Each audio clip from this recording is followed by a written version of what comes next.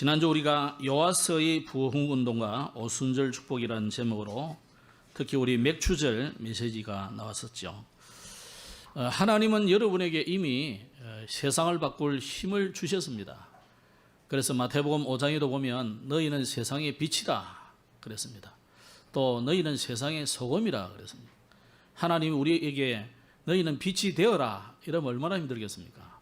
너희는 소금의 역할을 해라 이러면 뭐 죽을 노릇이죠. 부활하신 주님이 제자들에게 감람산에서 성천하시면서 하신 말씀이 뭡니까? 오직 성령에게 임하면 권능받고 정인이 되어라 그래서 우리는 죽을 지경이죠. 근데 되어라가 아니고 되리라 그랬다고. 그것을 하실 하나님이 주체가 되는 거죠. 우리가 주체가 아니고요. 우리가 주체가 되면은 뭐 능력 있는 분은 좋다고 하겠지만은 사실 인생을 제대로 살아보면 우리는 무능합니다. 뭐 아베 죽는 거 보니까 그 사람이랑 우리나 비슷해, 그죠? 그러니까 너무 큰 소리 치지 말고 너무도 약고 죽지 말고 하나님 앞에서는 똑같아요. 그래서 하나님은 우리가 먼지와 같은 존재고 안개 같은 존재이고 또 야곱을 뭐라고 했습니까? 야곱 이스라엘 보고 너희는 지렁이 같은 야곱아 그랬단 말이에요. 미물 봐도 못한 우리 인생이잖아요. 그래서 우리는 하나님이 하시도록 하나님이 내 인생의 주인 되어버리면 됩니다. 그 힘으로 세상을 이기는 겁니다. 그 힘으로 세상을 바꾸는 겁니다. 그래서 하나님은 새 절기를 통해서 우리에게 이것을 설명하신 겁니다. 그러면 지난주는 여호와서의 부흥운동, 즉 개혁운동이었는데 여호와서가 이 개혁운동을 할 수 있도록 배경이 되어준 사람들이 있습니다. 물론 하나님의 배경이지만 육신적으로 배경이 되어준 사람들이 있어요.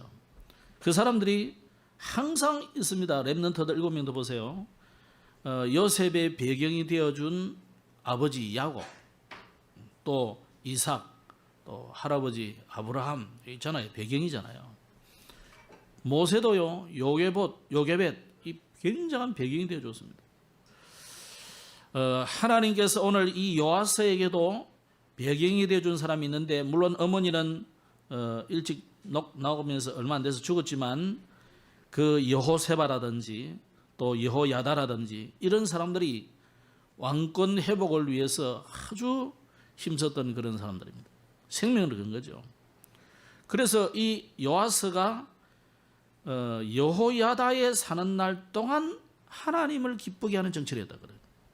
그 굉장히 영향력이 있는 겁니다. 여러분 중직자들이요, 또 어른들이요, 여러분 굉장히 영향이 있습니다. 아이고 내가 뭐 교회에서 맡은 것도 없고 나이도 들고 그러지 않습니다. 여러분이 기도의 배경이 최고의 배경이에요. 그럼 왜 개혁을 해야 되겠습니까? 방주를 만들 때 하나님이 노아에게 분명히 말씀했잖아요. 너를 위하여. 여러분 뭐 전도하라 그러고 막 이러니까 힘들잖아요. 전도 안 하셔도 돼요. 여러분이 너를 위하여 그렇게 생각하면 돼요. 나를 살리는 길. 요즘 그 메시지가 뭐냐면 나를 보좌화해라 그랬거든요. 여러분을 보좌화하는 축복을 계속 누리고 있으면 말하자면 그게 나를 영적 서밋으로 만드는 시간이에요. 나를 자꾸 영적 서밋으로 만드는 시간을 가지고 있으면 증거가 나타납니다. 그러고 있으면 후대들도 뭐 이래라 저래라 안 해도 따라오게 돼 있어요. 본래 가르치는 것보다 보는 교육이 최고의 교육입니다. 그러잖아요. 암만 가르쳐봐야 되던가요? 잔소리해봐야 잔소리밖에 안 됩니다. 우리 엄마는 잔소리꾼 밖에 안 돼요. 근데 여러분이 삶으로 보이면 됩니다. 그러면요 따라오게 돼 있어요. 우리 어머니는 이렇게 사셨지. 우리 아버지는 비록 무식해도 이런 믿음이 있었어. 그래 따라오는 거예요. 언젠가는 돌이키는 겁니다. 그래서 여러분이 보이는 겁니다.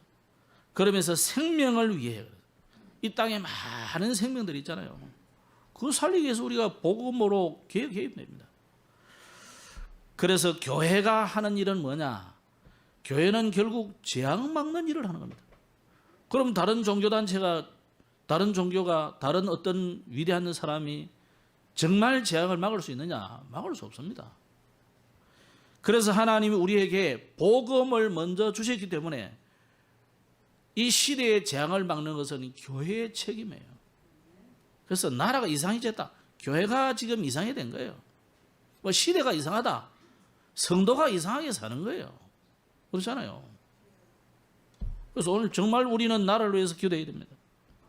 그럼 어떻게 개혁해야 되느냐? 이 요아스가 여호야다의 가르침을 받는 동안에는 하나님을 기쁘게 하는 정치를 했다니까요.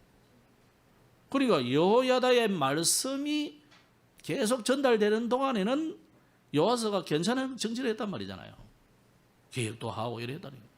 근데 여호야다가 이제 세상을 먼저 떠나고 나이가 있으니까 그러고 나니까 이제 요아스가 흔들흔들 해가지고 나중에 좀 안 좋은 정치를 하죠. 그렇기 때문에 여러분이 주의 종을 살리고 교회를 살리고 이거 하는 것이 여러분의 평생 사명이라 생각해야 돼요. 평생 사명. 우리가 뭐 세상에 할 일도 많겠지요. 뭐 좋은 일 많지요. 제일 중요한 일은 렘넌트 살리는 거예요. 제일 좋은 일은 뭡니까? 교회를 살리는 것입니다. 그래서 교회를 회복하고 성전을 회복하는 이 영적 전쟁을 하는 겁니다. 그래서 나이 들어서 하려고 하지 말고, 전에 어떤 분은 그러시더라고요. 내가 60대면 하겠다고. 60대면요, 내가 무속인 만나보니까 귀신도 60, 70 넘어가면 안 써요. 안 씁니다.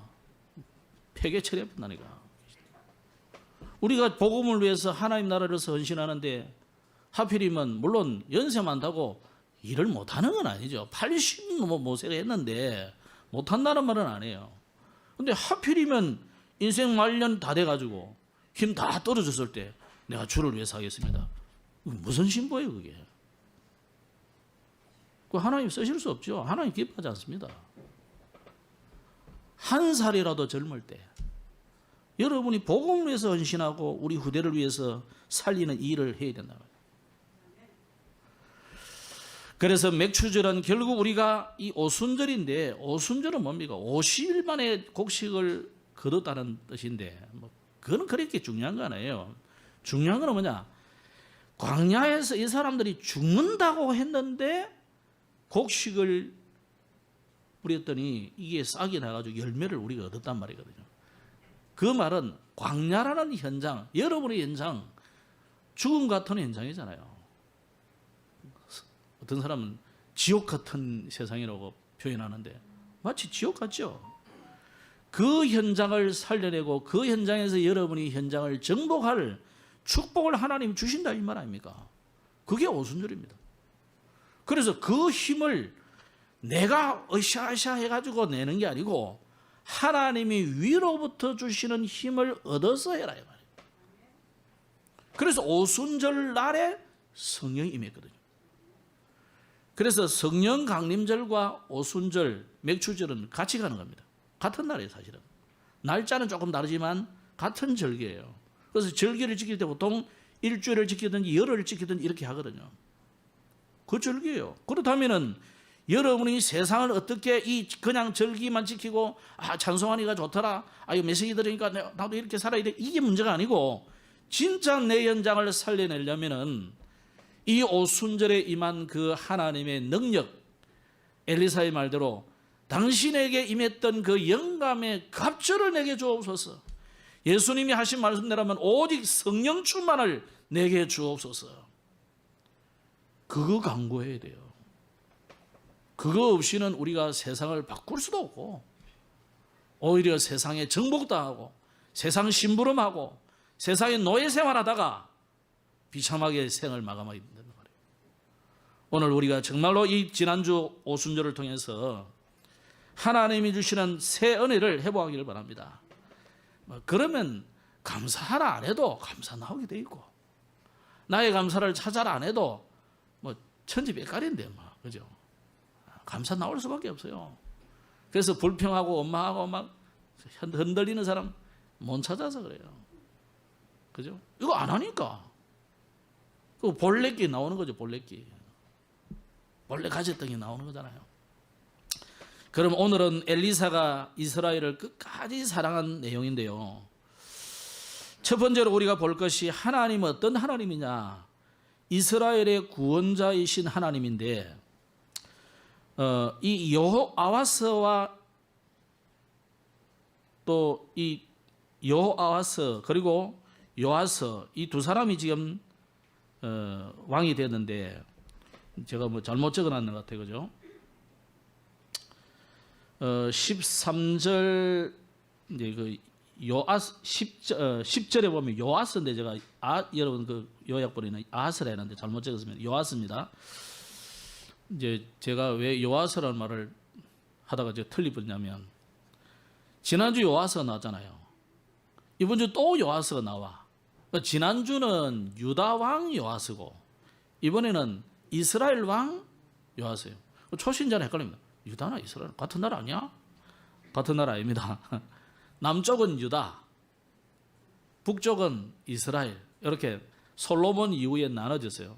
솔로몬 아들 그 르호보암 그때 이후로 나눠지는데 북국은 여로보암이 왕이 됐고 남국은 르호보암이 왕이 된 거죠.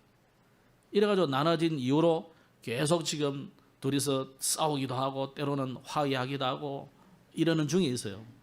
근데 하필이면 지난주는 남국 유다의 왕이 요아스였고 이번에는 여호아하스의 아들이 또 요아스라. 이름이 또 같은 이름이래요. 그래서 어떤 그 번역본을 보면 이름을 달리 해놓은 데도 있어요. 그 번역하면서 그거는 같은 이름인데 아마 구분하기 위해서 그런 겁니다. 그래서 이제 혹시 제가 오늘 또 이상한 소리 해도 요아스구나, 북국 이스라엘 요아스구나 이 생각하시면 됩니다. 그러면 이 여호아하스라는 사람은 예후의 아들입니다. 예후는 이제 엘리야를 통해서 엘리사를 통해서 왕으로 세워진 사람이죠. 이 사람이 왕이 돼가지고 17년 동안 나라를 다스리는데 이 사람도 똑같이 하나님 보시기에 악을 행했다 말이에요.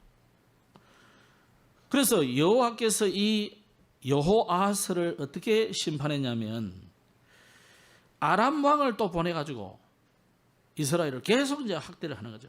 정복하고 좀 농사 지어놓으면 뺏어가고 막 늘 이래 한 거예요. 이제 우리가 공격을 당하고 어려움을 당하고 핍박을 당하면 그 사람이 잘못한 것도 있지만은 물론 때리는 놈이나 부인은 하죠. 내 잘못을 생각해 봐야 돼요. 내가 뭐 잘못한 게 없나? 내가 하나님 앞에서 내가 뭔가가 깨달을 것이 뭔가 이렇게 깨달아야 되거든요. 근데 사람이라는 거는 그게 안 되잖아요. 일단 나를 욕하고 두들겨 놈이 싫거든. 그렇게 싸워야 되고 욕하고 그래야 되죠. 자, 우리가 뭐 당장 잠깐은 그럴 수 있습니다. 사람이 욱하는 마음에. 근데 우리는 성도는요, 진짜 하나님의 백성은 까닭 없는 전쟁은 없어요. 그냥 우연히 일어나가지고 총알이 펑펑 날아가다가 뭐 1차 대전이 일어나는 것 같아도 하나님 이유가 있습니다. 그럴 것 같으면 우리나라요, 전쟁 벌써 2차 6.25 일어났지. 안 그렇습니까? 포격 한 번씩 일어나잖아요. 뭐 도영이 갔다 온 그 섬 그런 데로 뭐. 자주 뻥뻥뻥 하거든. 또 오발 사건으로 인해서 전쟁 일어날 위기들이 많이 있었습니다. 근데 왜 안 일어납니까? 하나님의 계획이 아니면 안 일어나는 거예요. 그 여러분은 그러셔가지고, 뭐 이러니까 일어나고 저러니까 안 일어나고. 천만이 말씀. 절대 하나님의 계획이 있습니다. 그래서 하나님이 우리에게 특히 우리가 이 복음 전하는 복음을 깨닫고 전도자가 일어난 이 한국이 이런저런 일, 부흥하거나 선진국에 대열에 들어가거나 또 이 코로나19 같은 어려움이 오고 한 15년 전 그때는 또 뭐 IMF가 오고 이런 모든 일들이 하나님의 절대적인 계획 속에 있습니다. 또 요 사단은요, 뭐 BTS 같은 저런 팀들이 이렇게 해가지고 전 세계를 우리 또 한류 바람이 일어나가면 온 세계가 한국을 눈여겨보고 있거든요. 사단은 그걸 가지고 막 자기 유익한 대로 만들어가지요. 정복 전략을 가지만 하나님의 이 모든 것을 통해서 하나님의 의를 이루어 가시는 것을 분명히 믿으시기 바랍니다. 자, 이렇게 해서 하나님이 아하스에게 심판을 하시는데 또 다행히 이 여호아하스가 하나님 앞에 막 기도를 합니다. 그러니까 하나님이 구원자를 보내주셨는데, 오늘 그 본문에 보면 우리 읽었지 않은 부분인데 그 4절에 보면 일어났습니다. 읽어드리겠습니다. 아람 왕이 이스라엘을 학대함으로 여호아하스가 여호와께 간구하매 여호와께서 들으셨으니, 아니 이렇게 악한 왕의 기도도 하나님 들으신다니까요. 그죠? 여러분이 악할지라도 하나님 앞에 간구하고 회개하고 돌이키면 응답하신다니까요. 이는 그들이 학대받음을 보셨습니다. 하나님이 지금도 불꽃같이 눈동자로 살피고 있습니다. 그러면서 5절에 보면은 여호와께서 이에 구원자를 이스라엘에게 주심에, 하나님은 항상 구원의 이 준비를, 구원할 준비를 언제나 하고 있습니다. 구원의 은혜를 늘 베풀고 있다는 것을 기억해야 됩니다. 그리고 이제 이 여호아하스가 이제는 나중에 죽고 또 요아스라는 사람이 왕이 되었는데, 이 사람도 한 16년 동안 북이스라엘을 다스리게 되는데, 이 사람도 똑같이 아버지와 아들이 똑같이 여로보암의 죄를 따라가더라고요. 여로보암의 길. 자, 여로보암 아까 잠깐 이야기했습니다만은 여로보암은 본래 왕이 아닙니다. 그런데 솔로몬 때 솔로몬의 미움을 받아가지고 애굽에 잠깐 피신가 있다, 정치적인 망명을 한 거죠. 그러고 있다가 때를 기다리고 있었는데 이 사람이 이제 이스라엘에 그때는 갈라지지 않았으니까 이제 자기 사람들을 많이 심어 놓잖아요. 정치한 사람들은. 그 심어 놨다가 르호보암이 왕이 되려고 하는데 여로보암이 어떻게 합니까? 이제는 솔로몬이 했던 이런 정치보다 나는 더 크게 하겠다 야망을 가지고 하려고 하니까 솔로몬보다 내가 세금을 더 많이 거두고 더 사람들을 내가 얼금 매겠다 이거예요. 이렇게 하니까 여로보암이 백성들을 회유를 해가지고 꼬셔서 북국을 나머지 10지파를 데려가 버립니다. 10지파면 대단하잖아요. 그러니까 남은 게 유다하고 베냐민 지파밖에 안 남은 거예요. 베냐민은 왜 남았습니까? 사울 이제 지파가 그렇고 초대왕 사울이 있고 그러기 때문에 또 사울 지파 베냐민 가문하고 또 다윗 왕이니까 유다 지파고 이 두 가문만 싹 남고 나머지 10지파는 전부 북국으로 싹 가버립니다. 그럼 그 인구가 어마어마합니다. 물론 베냐민과 다윗 지파가 수는 많습니다만은 그건 한 3분의 2가 이제 가져가 버린 거죠. 근데 가져간 게 문제가 아니고 이 여로보암은 어떤 사람이냐? 이 사람이 데려가고 보니까 국경선을 끄는데 어디를 끊습니까? 예루살렘 성전이 유대 나라에 있단 말이에요. 그러니까 전부 이 사람은 특히 주일 안식일만 아니고 그 세절기는 모든 이스라엘 사람들은 다 예루살렘 가버리잖아요. 그러니까 아니 나라는 다른데 종교는 하나라. 그러니까 전부 예루살렘에 가버리니까 이게 뭐야 이래가지고 이 사람이 여로보암이 이제 머리를 쓴 거예요. 그래가지고 이제는 이스라엘에 다시는 가지 않도록 꾀를 쓴 겁니다. 어떤 꾀를 썼습니까? 광야에서 송아지 만들었잖아요. 그런데 사람들이 또 송아지 우상은요 애굽에서 본 기억이 있고 그렇기 때문에 송아지 우상을 다 만들어 놓고 이제는 저 예루살렘 갈 필요 없어. 여기서 예배하라 하면서. 그래가지고 사마리아에다가 우상 신전을 거대하게 지어놓고 예배하게 한 겁니다.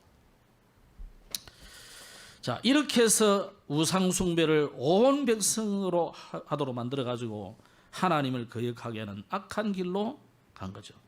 결국 여로보암의 길이라는 것은 뭡니까? 복음 없는 종교 생활로 빠지게 만들고 우상 숭배로 빠지게 만들고, 그러니까 당연히 하나님이 경고하시고 더 큰 어려움과 재앙이 올 수밖에 없는 그런 길입니다. 이게 여로보암이 한마디로 하면 하나님을 떠나게 만들어서 패망하게 하는 길로 갔다 이 말이에요. 그 여로보암의 길로 간 사람들이 많죠. 아방 같은 이런 사람들. 자, 그런데 하나님은 어떤 하나님입니까? 지금도 구원이라는 구원의 은혜를 베푸시는 하나님. 하나님은 사랑의 하나님. 물론 공의의 하나님, 정의의 하나님이시기도 하지만 하나님은 사랑의 하나님이에요. 오늘 이 여호아하스가 이렇게 악한 왕임에도 불구하고 회개하고 기도하니까 하나님이 당장 은혜를 베풀어 주잖아요. 요아스도 똑같이 아버지하고 똑같이 악한 왕이에요. 그런데 엘리사가 병들어서 이제 죽게 되었다 하니까요, 찾아가지고 이스라엘의 병거와 마병이여 하면서 말하자면 당신 없으면 우리는 죽습니다 애원한 거죠.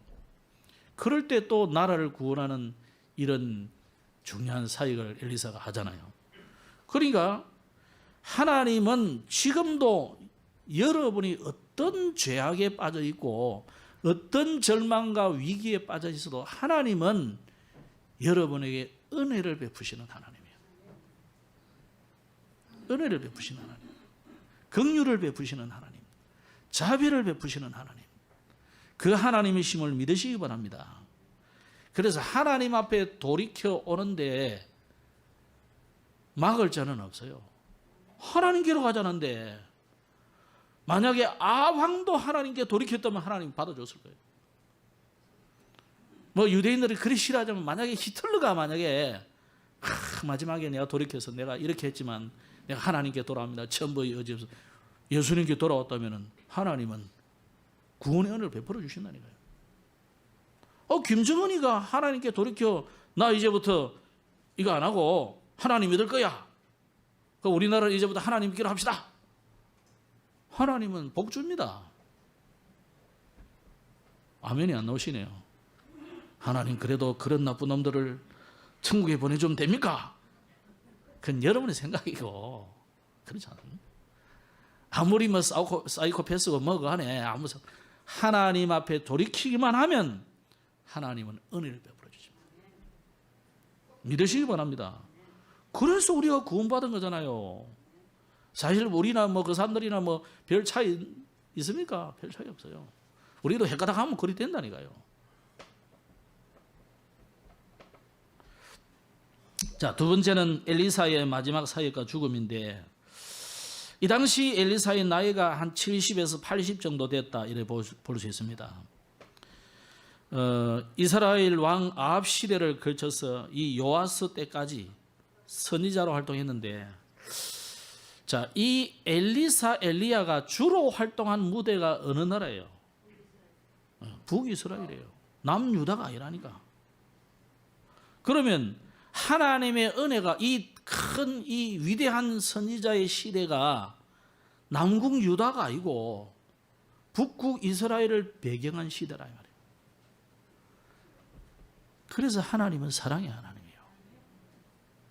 우리 같으면 이 자유 대한민국 이러니까 뭐 하나님 큰 선지자 아니에요. 어쩌면 북한의 더 지하에서 하나님이 기뻐하는 주의 종이 눈물을 흘리면서 기도하는 그 기도를 들으시고 있는 줄도 모릅니다.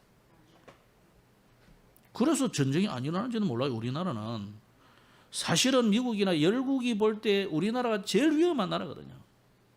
한중일러 미국까지, 그죠? 북한이 딱 대치되어 있고 가장 위험한 나라예요. 그런데 막 큰 6.25 이후로 큰 사건은 별로 없거든요. 왜 그럽니까? 나는 우리가 기도하고 우리가 하나님 앞에 부르짖으려 그런 줄 알았는데 탈북민들 이야기를 들어보니까요, 북한의 지하에서 진짜 기도하는 주의 종들이 많이 있다는 거예요. 이 복음이 들어가가지고. 그래서 하나님은 전도자의 기도를 반드시 들으시는 하나님이구나. 오늘 이 요아스가 엘리사가 죽을 병에 걸렸다고 하니까 찾아와서 눈물을 흘리면서 이스라엘을 구원해달라고 간구하는 거죠. 뭐 요아스가 이때 나이가 얼마다 이렇게 말은 안 했습니다만은 얼마나 힘들겠어요. 여러분 왕 되는 거, 대통령 되는 거 너무 그래 좋아하지 마세요. 불쌍해요. 나는 항상 보면 저 대통령 되려고 막 길을 쓰고자 했는데 어떤 사람은 떠밀리가 됐잖아요. 노무현도 떠밀리가 됐거든. 갑자기 윤석열도 갑자기 떠밀리가 됐다 이거, 그죠? 갑자기 얼마나 힘들겠습니까? 너무 그 옆에서 좀 누린다고 너무 욕하지 마시고 그 정도라도 누려야지. 대통령 부인인데. 아니 대통령이 그 정도 누려야지. 너무 그러지 마세요. 여러분 힘들다니까. 아니 군수만 돼도 힘들어요. 나는 오군수 한 번씩 보면 욕 본다 이러는 우리 선배거든, 중학교 선배. 욕 본다 이러는. 그 공부 많이 해요, 똑똑한 사람이요. 손 보세요, 완전히 농꾼입니다, 농꾼. 그래 뭐 새벽부터 일나가 아버지 한번 인사 한번 묘소 가서 인사 한번 하고 탁 내려오는데 쳐다보고 쓰레기 줍고 인사하고 참 욕보십니다. 그렇습니다. 위치가 올라가면 올라갈수록 좋은 게 아니에요. 얼마나 힘들지 모릅니다. 그래서 기도해 줘야 돼요. 오늘 여호와서가 얼마나 힘들겠습니까? 거기다가 의지할 곳은 하나님밖에 없는데 여호와서는 별로 신앙이 별로 없고, 그래도 간간히 이 엘리사를 통해서 나라가요 아람 나라를 늘 이렇게 보살펴 줬잖아요. 지난번 우리 다 보셨잖아요. 아람 나라 여온다 하면 다 막 인간님 빨리 이쪽에 가서 방비하세요. 그러면 또 가서 하고, 그게 다 이 여호와서 시대예요. 그 배경입니다. 지금 이게 말을 이랬다 저랬다 하니까 여러분 헷갈리셨는데, 그러면 이 여호와서가 얼마나 힘들겠어요. 갑자기 엘리사가 죽는다는데 뭐 청천벽력이지 이거 뭐지. 그래서 지금 이 여호와서가 가가지고 엘리사의 손을 붙잡고 우는 겁니다. 사실은 뭐 하나님이 뭐 그보다도 엘리사가 죽는 게 더 급해요. 그래가지고 이제 하도 이제 그러니까 엘리사가 어떻게 합니까? 이제 여호와서에게 마지막으로 이제 이 사역을 해주는 거잖아요. 그래, 그럼 당신이 이래했으니까 보니까 얼마나 불쌍합니까? 왕대가 힘들 건데. 그래가지고 마지막으로 이제 한마디 해주는 게 뭡니까? 활을 잡아라. 그 활을 잡고 그 다음에 활을 쏘라는 거예요. 동쪽 향을 향해서. 동쪽은 어디냐면 이제 아람 있는 쪽을 향해서 말하는 거예요. 쏘고 나니까 이제 이 화살을 가지고 땅을 치라는 거예요. 땅을 두드리는데 이 여호와서가 3번만 두드렸어요. 보통 3-4번이잖아요. 그죠? 뭐 자기로서는 최선으로 두드린 거죠. 근데 이제 엘리사가 화를 내는 거예요.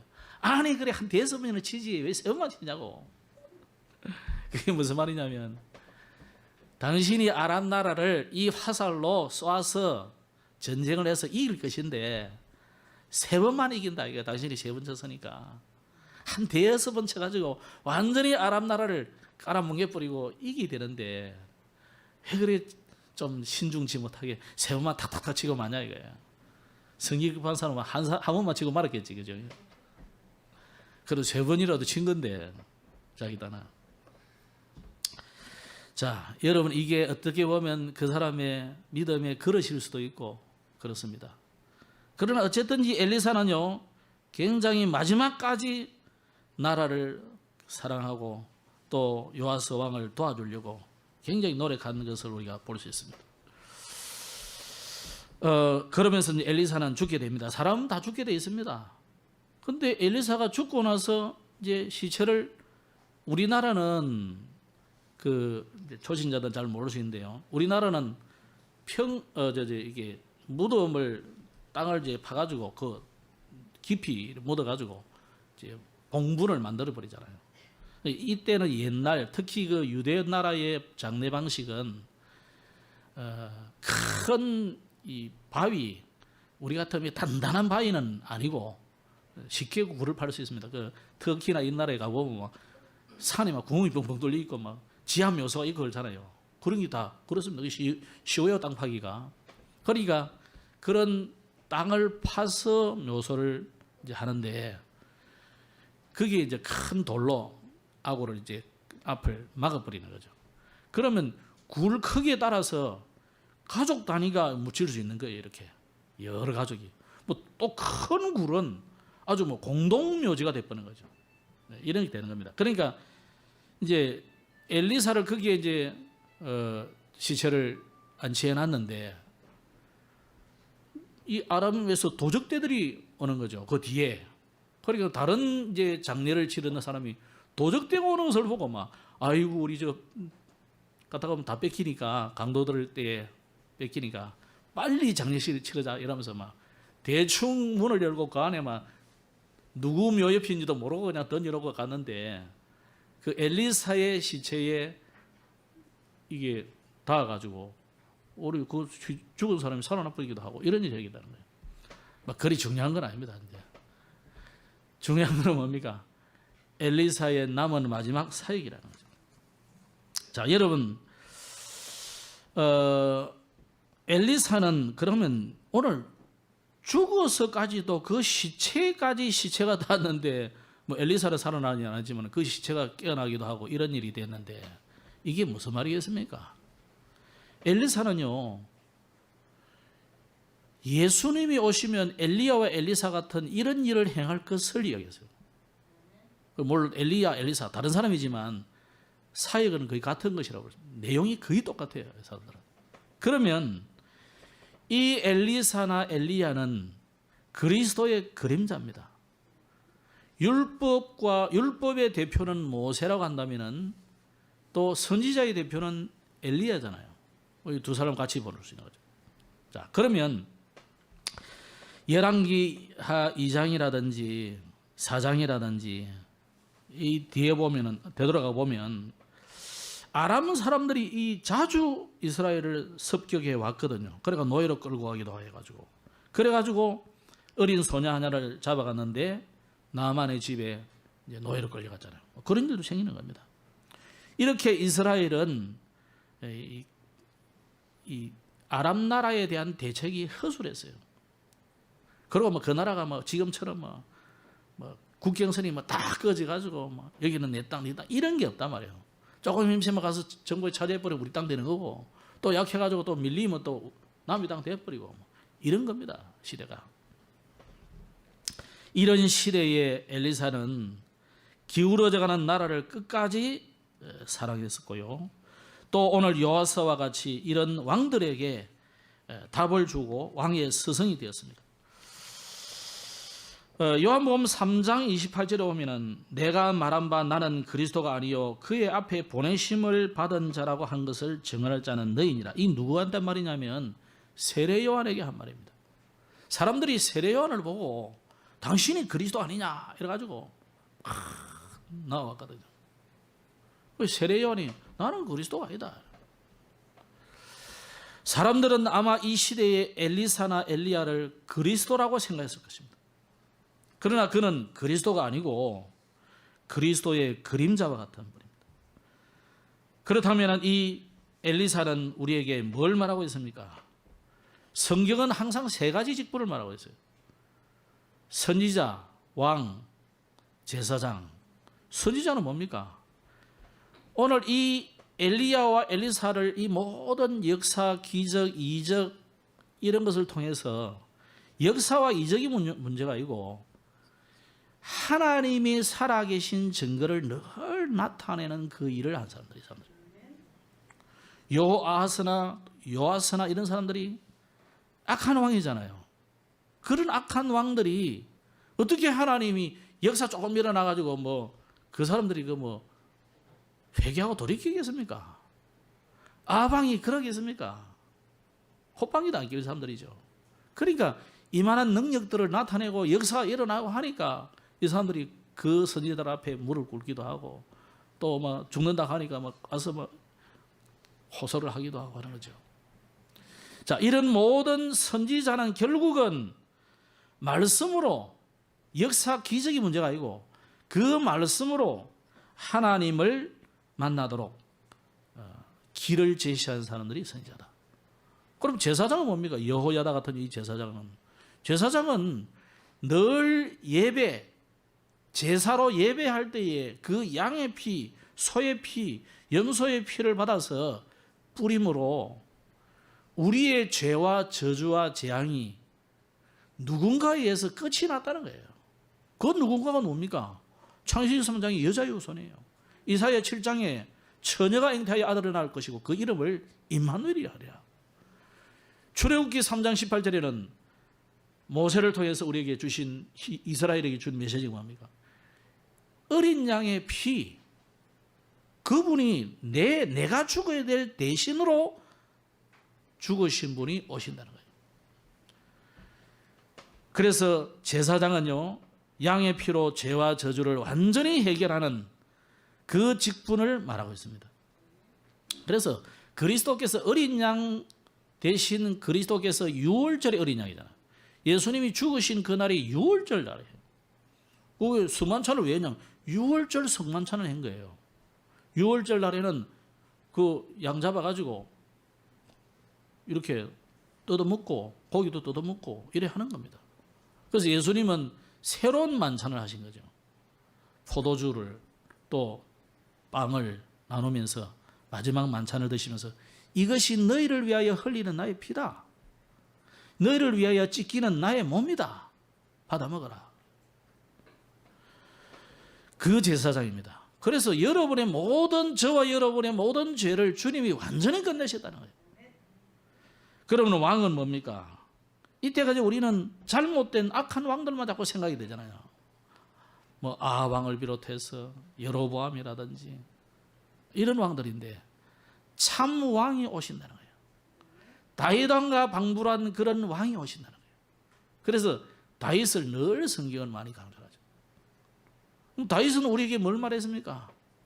우리의 대적인 원수 마귀 그 손에서 우리를 완벽하게 해방시키는 분이 오신다는 거예요. 그러면 다윗 왕도 그리스도가 아니고 엘리야 엘리사도 그리스도가 아니고 또 훌륭한 위대한 멜기세덱도 사실은 그리스도는 아니잖아요. 그럼 멜기세덱을 설명하면서 말했습니다. 난 적도 없고 난 언제 태어났는지 언제 죽은지도 모르는 그런 분이 온다는 것을 의미하는 거예요. 멜기세덱. 그 멜기세덱의 반차를 쫓는 분이 오신다. 그분이 바로 그리스도이신 예수님입니다. 그래서 혹시 여러분 주변에 내가 그리스도요, 내가 성신이요, 내가 하나님이요 그런 헛소리 하는 사람은 빨리 떠나야 돼요. 옛날에 우리 영도에 갔더니 나는 소문만 듣고 있었는데 오늘 웬 여자가 내 옆에 유광수 목사님이 그리스도이십니다 이러는 거예요. 예? 미쳤네 이러면 내가 저러지. 엘리사가 그리스도 아닙니다. 안성훈 그리스도 아닙니다. 예? 박태선 그리스도 아닙니다. 저 묘가 위에 있어요. 죽었다고. 아직 부활 안 됐는데 아직 부활 안 했다니까. 뭐 열흘 만에 부활하고 3일 만에 부활하고 1년 만에 부활하고 지금 한 40년 가량 때 싶은데 30년 아직 부활 안 했어요. 부활 못 합니다. 아무리 방부제를 해놔도 미라 됐을 뿐이지 안 돼요. 또 부활했다 해도 그리스도 아닙니다. 성경하고 관계없는 거잖아요. 간혹요 유튜브 보세요. 보면 막 부활했다는 사람이 있어요. 몇 시 만에 깨어났고 뭐 그때 뭐가 보이고 갔다가 뭐 혹한다니까요. 믿음이 좋아지는 것보다는 내가 들어보니까 이상하게 흘러가더라니까. 그런 거 별로 믿지 마시고 말씀을 믿으세요. 하나님 말씀을. 그럼 부활했다고 다 그리스도입니까? 죽었다 깨어나면 그리스도예요. 귀신도 그리 할 수 있는데 아까 보세요. 엘리사의 시체만 닿아도 있길 나쁜데 그럼 그 사람이 그리스도냐고. 갔다 가면 누구 그 예수님의 친구 나사로야 나로 안 하고 나오라 했으면 다 나왔을 거 아니에요. 다 이러 나왔을 텐데 그럼 요리하든지. 그 그리스도 아니지 않습니까? 자꾸 우리는 그런 기적, 역사, 체험 여기에 자꾸 헷갈리면 안 돼요. 말씀 따라 믿으시기 바랍니다. 말씀 맺겠습니다. 오늘 이 말씀을 보면 제가 13장 읽으면서 늘 일주일 내내 들은 생각이 사사시대하고 똑같다. 사사시대. 사사시대는 뭡니까? 이스라엘이 하나님을 떠나가지고 죄를 지으니까 하나님이 심판하잖아요. 그 하나님이 심판받으니까 이스라엘이 눈물 흘려서 안타깝지요. 그러니까 그들을 구원할 구원자를 보내주잖아요. 그게 이제 사사예요. 구원자가 회개하라 하고 또 역사 일으켜가지고 이제 돌이키니까 아멘 하고 돌아가지고 예배하고 그러다가 또 조금 있으니까 또 우상숭배 또 빠져. 이게 계속 사이클이 내가 이리 돌아가는 거예요. 그러니까 하나님이 사사를 삼손도 보내고 뭐 왼손잡이에 누구도 보내고 오른손잡이도 보내고 별 사람 다 보내잖아요. 결국 마지막에 누구까지 사사냐면 사무엘도 사사예요. 근데 사무엘이 그리스도는 아니잖아요. 오늘 여기 구원자를 보내셨다는데 아마 엘리사를 의미하는 말이라고 볼 수 있어요. 근데 신학자들은 또 다른 분들은 뭐 아람 나라 왕이다, 뭐 아수르 왕이다 이런 말도 합니다. 잠깐 쓰임 받은 구원자지. 잠깐은 나라를 구할 수 있잖아요. 그러나 그가 영원한 우리의 구원자는 아니거든요. 여러분의 영원한 구원자는 누굽니까? 그리스도이신 예수님이에요. 그래서 예수님이 그리스도란 말이에요. 그래서 지금도 우리도 마찬가지다. 사사 시대와 똑같다.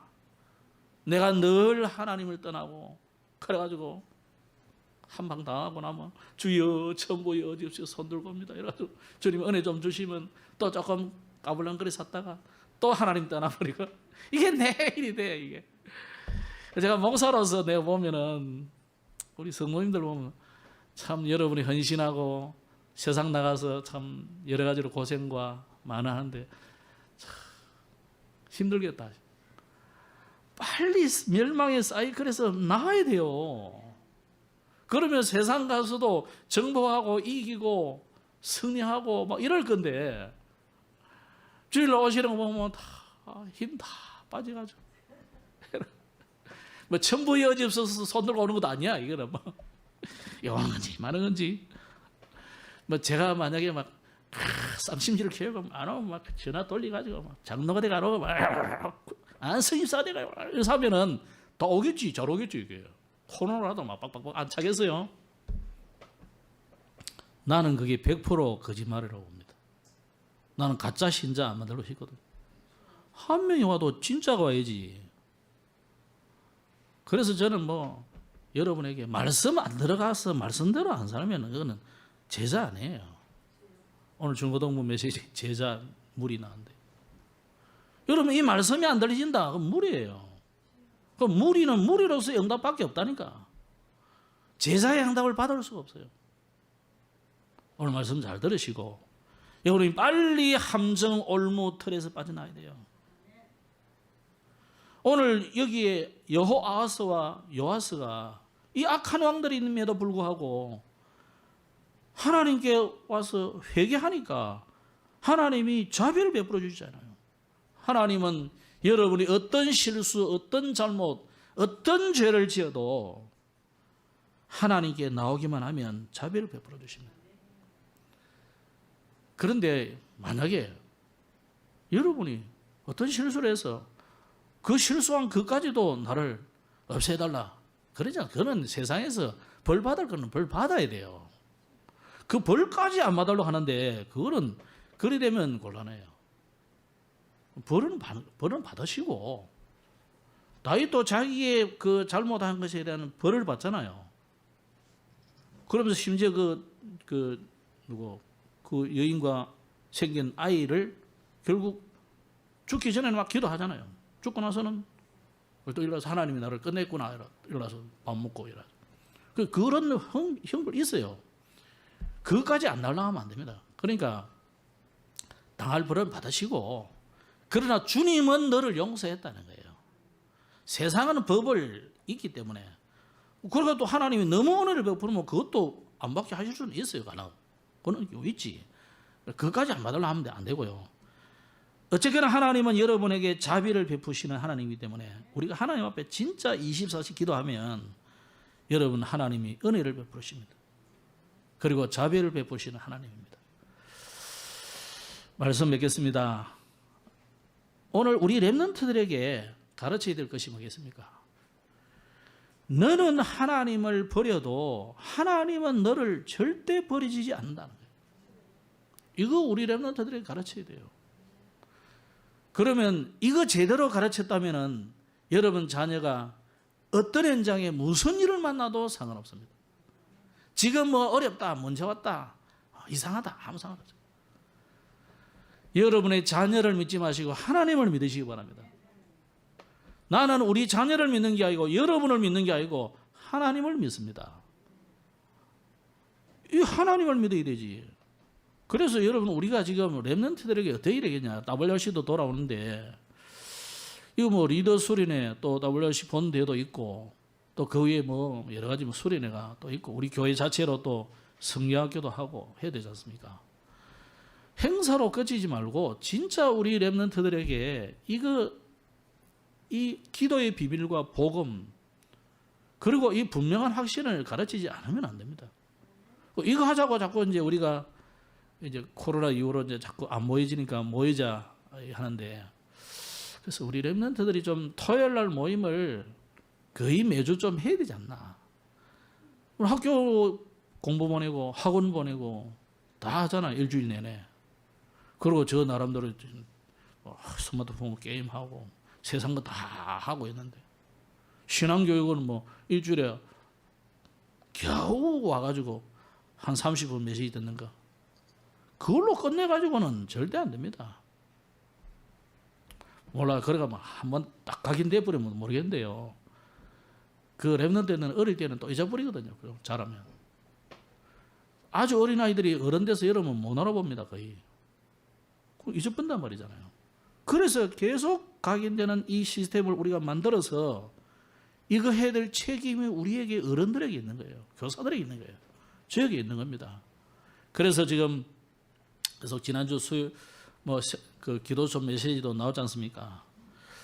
미래 캠프, 달란트 캠프, 기도 캠프 하자 그랬는데 결국 우리 교회가 이거 토요일 모임을 좀 지속해야 돼요. 초등부하고 중고등부 좀 협의해가지고 좀 번갈아 가면서 한 명이 나오든 두 명이 나오든 이거 해야 돼요. 그래서 진짜 교회가 우리 렘넌트들에게 한두 명에게라도 제대로 언약 심는 그런 응답을 받기를 주의 이름으로 축복합니다. 기도하겠습니다. 하나님, 엘리사의 마지막 사역을 보면서 끝까지 이스라엘을 사랑한 그 선지자의 마음을 우리가 회복하기를 원합니다. 우리 후대에게 언약을 제대로 전달해서 우리 후대가 시대를 살리는 영적 서밋으로 세워지고 또 현장과 미래를 살려내는 주역으로 쓰임받도록 여기에 우리 전 성도들이 마음을 들이고 기도하고 기도의 배경이 되고 시스템을 만들어서 그들을 지도할 수 있도록 축복하여 주옵소서. 예수님 이름으로 기도드렸습니다. 아멘.